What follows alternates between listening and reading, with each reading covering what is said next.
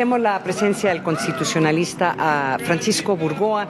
Oye, muy buenos días. Buenos días, buenos días, Francisco. Oye, a ver, ¿es vigente la Constitución del 17, sí, no? Por supuesto que es vigente. 102 años se van a cumplir el próximo 5 de febrero. Claro que es vigente. ¿Por qué ha habido tantos cuestionamientos y un llamado de volver a reescribir la Constitución? Yo creo que es una asamblea locura, constituyente. Tienen una asamblea constituyente. Es una locura eso, ¿no? Bueno, por supuesto que es una locura. Bien o mal, la Constitución que tenemos vigente de 1917 es la primera que tiene 102 años. Ninguna en la historia constitucional de México había tenido tanta vigencia. Y aparte, en realidad también recoge muchos de los preceptos de la Constitución del 57, ¿no? No, por supuesto. De hecho, el proyecto que Carranza presentó al Congreso Constituyente era una reforma a la Constitución de 1857. Ya después, en el Congreso Constituyente, diputados radicales como Francisco Múgica, Pastor Rué, Heriberto Jara, le dieron un contenido más radical y social e hizo que se considerara una reforma a la Constitución del 57, pero realmente es una Constitución materialmente nueva. Yo creo que después de ver la redacción de la Constitución de la nueva Ciudad de México, yo creo que ya fue una señal a todos que tratar de, ¿te imaginas qué relajo sería tratar de reescribir la Constitución actual? Que sería un desastre político. Yo he escuchado constitucionalistas decir, hay que refundar al país, hay que tener un nuevo documento. No me puedo imaginar lo que sería eso. A mí me tocó ayudar a la constituyente de Colombia en el 92. No sabes qué relajo. Acabó básicamente en una situación en donde ya no podían extraditar a los capos a Estados Unidos. Y fíjate, o sea, las cosas que se metieron en esa Constitución. Entonces, por eso a mí me da mucho miedo estas discusiones de que hay que refundar al país usando una nueva Constitución. Claroscuros de la Constitución. A ver. Claro, bueno, quiero comentarles, la Constitución en su texto original tenía 22.500 palabras. Sí. Hoy, en 2019, tiene 70.000 palabras. Sí. Tiene 707 reformas en 232 decretos publicados en el Diario Oficial de la Federación. Eso implica que la Constitución solamente contempla 22 artículos en su texto original. Sí. Entonces, muchas veces las discusiones sobre vamos a una nueva Constitución es por esto. El único detalle es que el ejemplo tenemos ahorita en el caso de la Asamblea Constituyente de la Ciudad de México. Quedamos conformes en su integración, en lo que se hizo.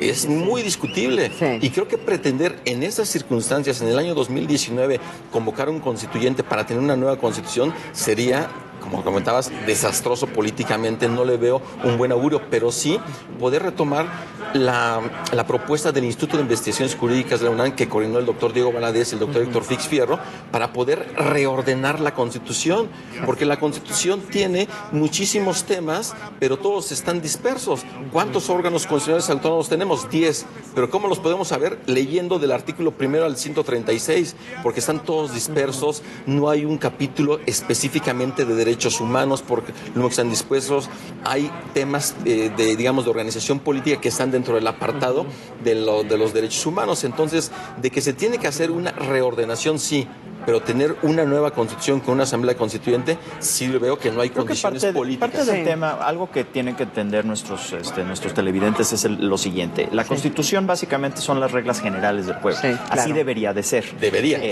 Desafortunadamente, los mexicanos en búsqueda, o sea, a falta de un Estado de Derecho consolidado, hemos tratado de llenar la Constitución de lo que deberían de ser leyes reglamentarias, es decir, las que se emanan del texto fundacional, pues, ¿no? De la República.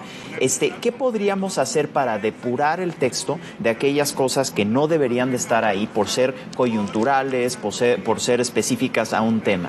Bueno, y hay temas anacrónicos. Por ejemplo, el artículo 38 dice que los ciudadanos van a verse suspendidos en su ciudadanía por vagancia o ebriedad consuetudinaria. ¿A poco está eso? Claro, el artículo 38. Que no es mala idea. Pues, no, imagínate cuántos. No, pues la mitad de mis amigos estarían. Repito, no es mala idea.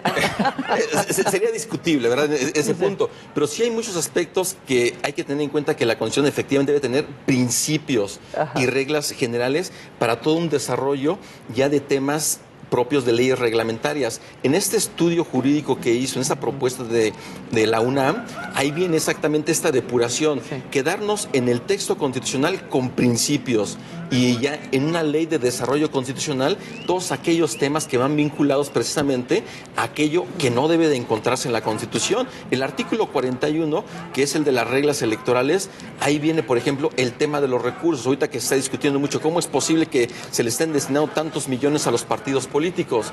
¿Por qué no se reduce en automático? No se puede, porque hay que reformar la Constitución. ¿Por qué tienen tantos segundos los spots de los partidos políticos? Porque lo dice la Constitución. Y una Constitución no puede tener esos temas. Tienen que estar en leyes reglamentarias. Entonces, de que tenemos ahí una necesidad de reordenar, de depurar la Constitución, sin duda. Pues constitucionalista Francisco Burgoa, muchísimas gracias por estar. No, al contrario. Gracias por acompañarnos. Al contrario, Ana María, Agustín.